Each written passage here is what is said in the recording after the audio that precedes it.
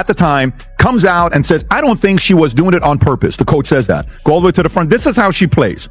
Look, damn, girl. She's obviously very sweet.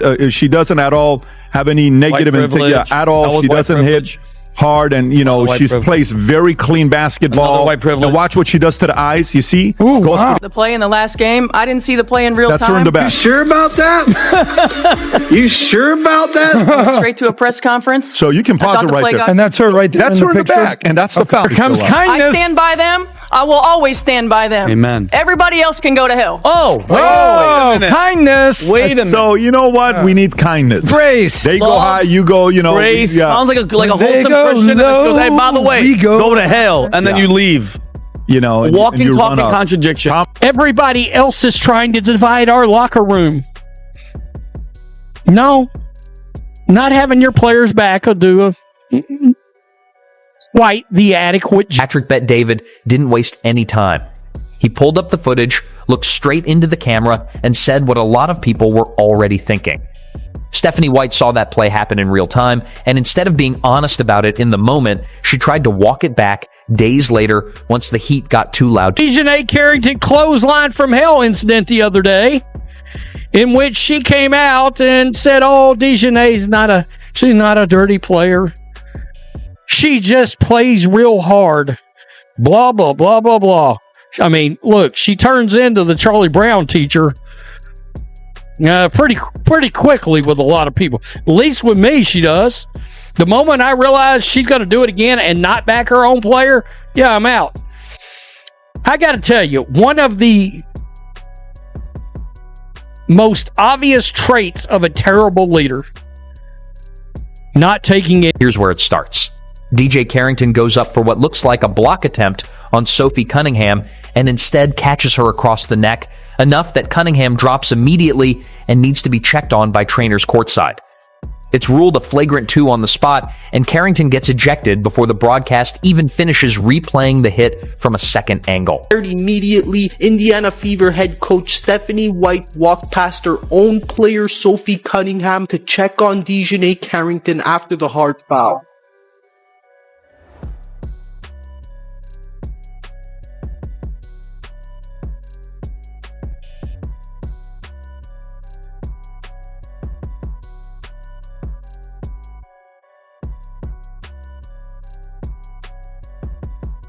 Nobody in that arena needed a slow motion replay to know that it looked bad.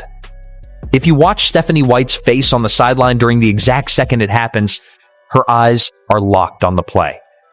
She's not looking down at a clipboard. She's not turned toward an assistant coach. She's watching it live, right as it unfolds a few feet in front of her own bench.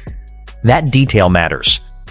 Because a few days later, that's exactly the part of the story Stephanie Whte tried to quietly... Look, it was a hard foul. I don't think that DeJounte intentionally came out to get her across the neck like she did. But it did happen, and I thought it was the right call. But, one of the things about Nay is that she's going to play her butt off, man. She's going to compete. Nobody's going to go walking in for a layup. And so I don't oppose the hard foul. But I also don't think that she intentionally went... Right after the game, reporters asked Stephanie Whte about the foul, and she didn't hesitate. She said DJ is going to play her heart out every night, that nobody is walking in for an easy layup against her, and that she personally didn't oppose the hard foul. She even said she didn't think Carrington intentionally went for the neck, despite having just watched the sequence happen from a few feet away. That's not the response of a coach who missed the play. That's the calculated response of someone protecting a player she coached personally for 2 seasons back in Connecticut. I can't believe that Stephanie Whte kind of stood up for Carrington. You would never see Cheryl Reeve, Becky Hammond doing this. You may think something, but you sit in a press conference and say that in front of your team? You don't do that. That's how you lose the team. The team will go against you. What? I'm blown away by that. You can think, oh, I used to coach her, talk to her on the side, whatever, but she'll go on national news and basically put down your own. This isn't a coach commenting on a stranger from another franchise. This is someone who developed a real relationship with Carrington. Someone who ran a locker room with her and knows her competitive edge on a personal level. So when the moment came to call the foul exactly what it looked like, Whte softened it instead. Is Fever coach Stephanie Whte defending DiJonai Carrington over her own player? That is absolutely bizarre, considering you can watch the replay of that, and it was absolutely unacceptable what happened to Cunningham. Both Sophie Cunningham and Caitlin Collins are wonderful role models for young children, and they play the game exceptionally well. Sophie Cunningham said that the hit by DiJonai Carrington was intentional, but Sophie Cunningham's coach sided with Carrington. Carrington is a Chicago Sky Guard that was once coached by Whte. I just can't understand why the WNBA is not doing more to protect their players. When Stephanie Whte was interviewed, she said she doesn't oppose the foul, but she definitely doesn't think it was intentional. That Carrington plays her butt off. That's a pretty generous interpretation. The reaction to that press conference was immediate, and it wasn't quiet. Fans sitting courtside were audibly upset the moment the replay went up on the Jumbotron. Clips of the hit spread across every platform within hours, racking up millions of views by morning. Analysts started asking the same question on repeat. How does a flagrant 2 that visibly injures a player get described by that player's own coach as something she doesn't oppose? The louder the criticism grew, the more pressure built on Stephanie Whte to say something different than what she'd already said on camera. That mounting pressure directly explains what happened only a few days later, when Whte suddenly changed her story in front of a completely different set of cameras and a completely different... I didn't see the play in real time. I went straight to a press conference. I thought the play got called right. Thankfully, Sophie's okay. Was it egregious? Absolutely. When you have a chance to watch that over and over and over on replay, you can see that. I didn't have that in real time. Were there any... I take personally any suggestions that I don't 100% always have my players back. I ride with them 10 toes down all the time. 3 days after the original incident, Stephanie Whte stood at a podium again, and her tone had shifted completely. She said she didn't actually see the play develop in real time, explaining that she went straight from the bench to a scheduled press conference, and only afterward, once she watched it on replay, realized how egregious it looked. She said she takes it personally when people suggest she doesn't have her players' backs, insisting she rides with every one of them, no exceptions. Here's the problem. Sideline footage from the original broadcast clearly shows her looking directly at the play as it happens. She's not turned away, not distracted by a substitution. She's facing straight at the court with a clear line of sight to the exact spot the foul occurred. Saying she didn't see it live doesn't line up with what the cameras captured that night, and once people rewatched that sideline angle side by side with her new explanation, the story stopped. Say about the play in the last game, I didn't see the play in real time. That's her in the back. You sure about that? You sure about that? Went straight to a press conference. So you can pause it right there. And that's her right there. That's her in the back, and that's the foul. What do you mean you can't see the foul? Unbelievable. And she says she got a better view than some of the referees got. And then this is how she comes and cries on TV about the criticism she got. How dare people on social media call... Really got people talking online. Someone took the original sideline angle and put it right next to her later press conference quote, breaking it down frame by frame. It's genuinely hard to watch that comparison and walk away thinking she truly missed the play. Her head doesn't move. Her eyes track the entire play from start to finish. Whatever she saw happen on that court, she saw it exactly as it happened. Not 3 days later on a highlight reel. So why change the story? The most obvious explanation is the one a lot of people didn't want to say out loud, even though it was sitting right there in plain sight. Stephanie Whte coached DJ Carrington and knows her personally. Once the backlash reached a level she could no longer ride out. Protecting that relationship became more important than staying upfront about what she actually... I take personally any suggestions that I don't 100% always have my players back. I ride with them 10 toes down all the time. All the time. They know that. It's a shame that we can't have an opportunity to talk about what great basketball they're playing. Because they are f***ing playing. The reality is, with me, I will always lead with love. I will always lead with grace.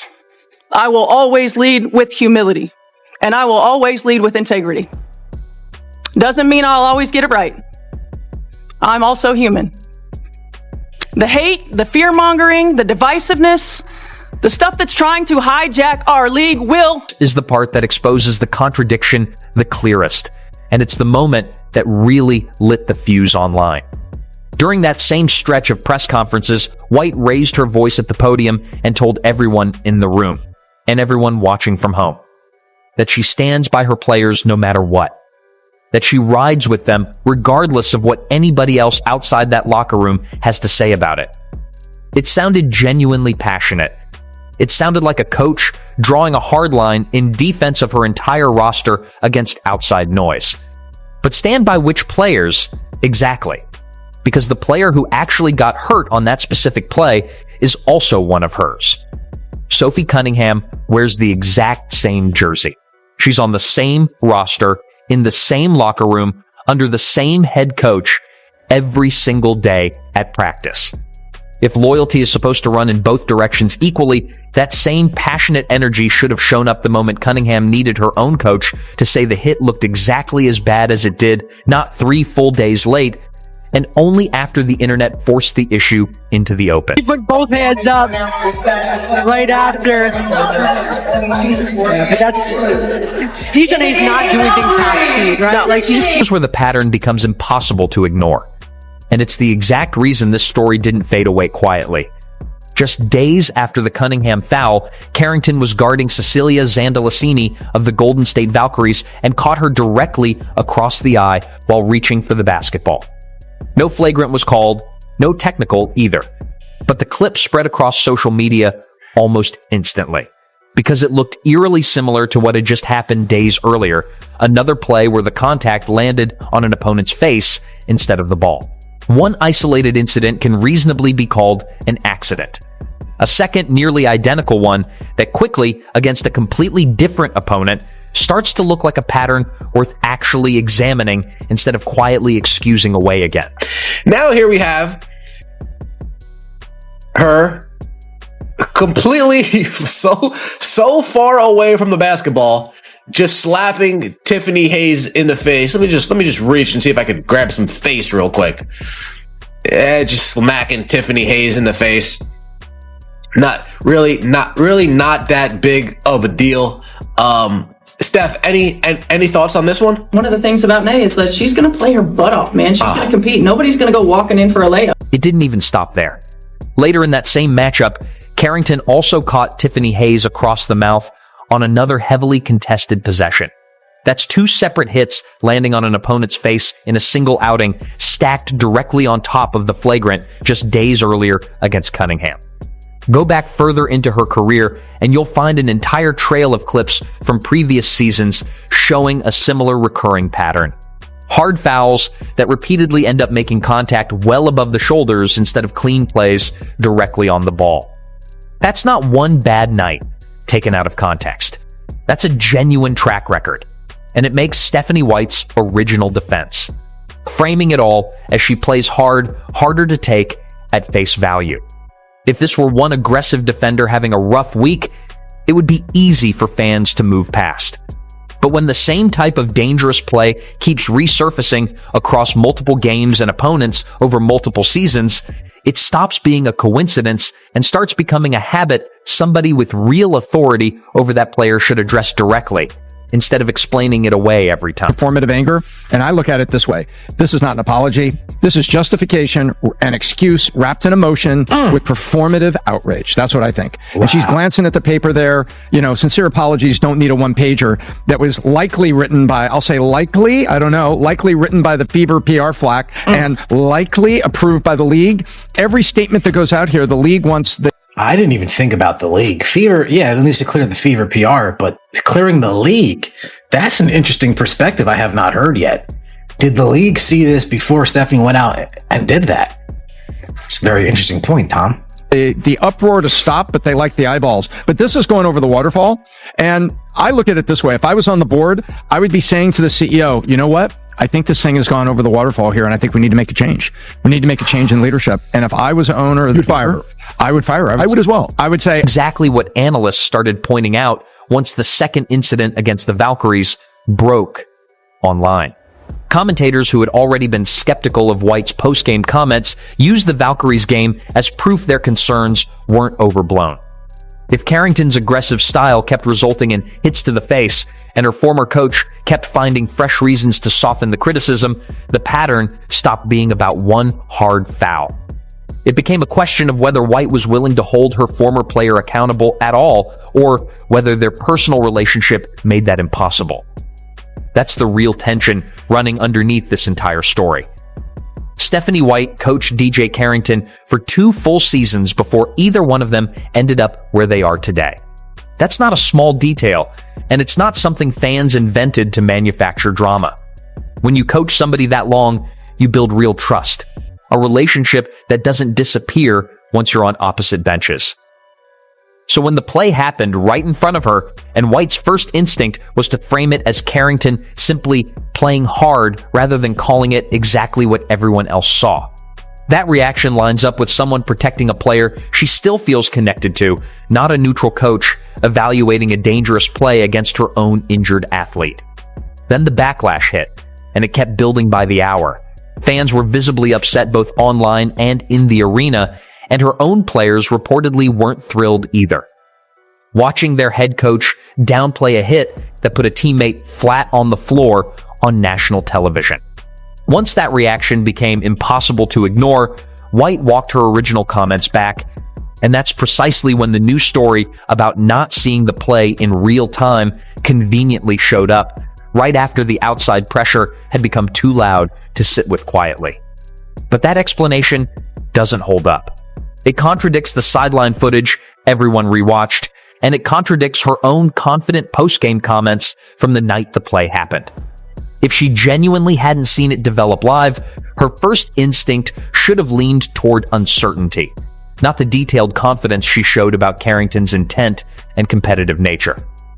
That inconsistency elevates this story into something bigger than a coach fumbling her words once. It's the shift itself, tracked step by step, that tells the real story.